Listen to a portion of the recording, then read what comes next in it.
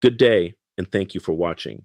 If you are facing criminal charges in California involving drugs, firearms, or illegal property, there is one legal concept you need to understand very clearly: constructive possession.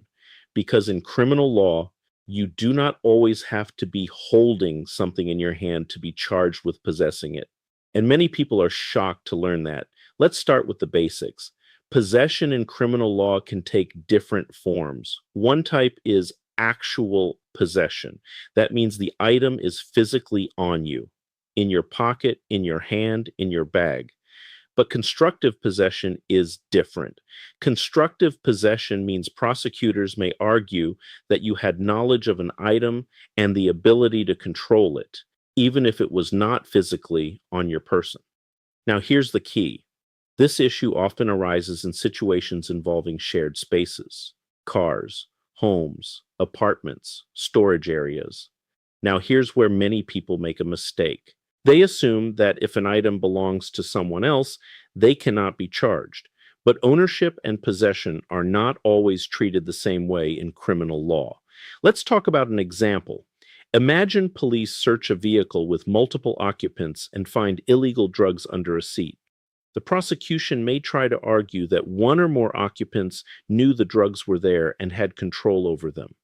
Now let's discuss another common scenario: a firearm found in a shared residence. If multiple people live in the home, prosecutors may still attempt to establish constructive possession against someone based on access, control, or surrounding circumstances. Now here's where the details become extremely important.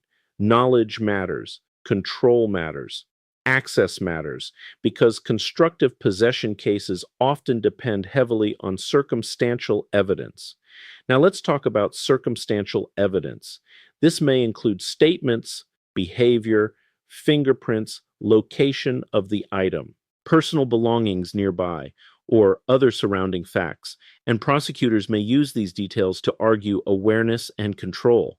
Now let's address another important issue: shared access. Just because someone had access to an area does not automatically prove possession. In shared spaces, multiple people may have access to the same location, and distinguishing who knew what can become a major issue. Now let's discuss another common mistake. People sometimes make statements trying to help the situation. They explain, speculate, or attempt to protect someone else. But those statements may later be used as evidence. Now let's talk about vehicles specifically.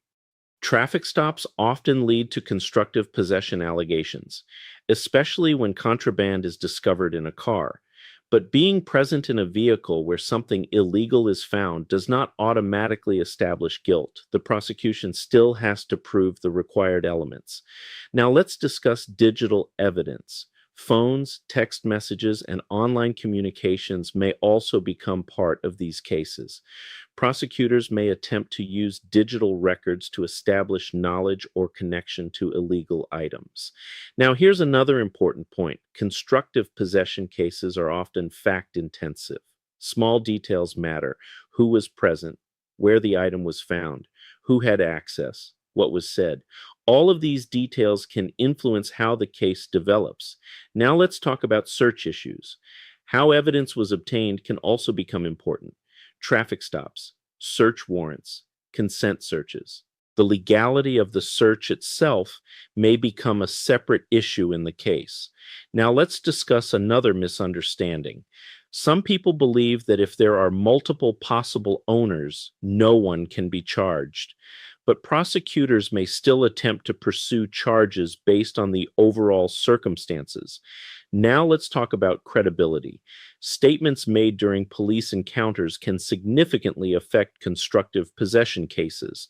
Inconsistent explanations or admissions may later become central evidence. Now let's discuss another important issue: proximity. Being near an illegal item is not always enough by itself, but prosecutors may combine proximity with other evidence to build their argument. Now let's talk about strategy. Constructive possession cases often require careful examination of the evidence. Who had actual control? Who knew about the item? What evidence supports those conclusions? Because assumptions alone are not enough. Now let's discuss jury perception. These cases can become complicated because juries may hear different interpretations of the same facts. One side may argue innocent presence, the other may argue knowledge and control. Now, let's talk about the bigger picture.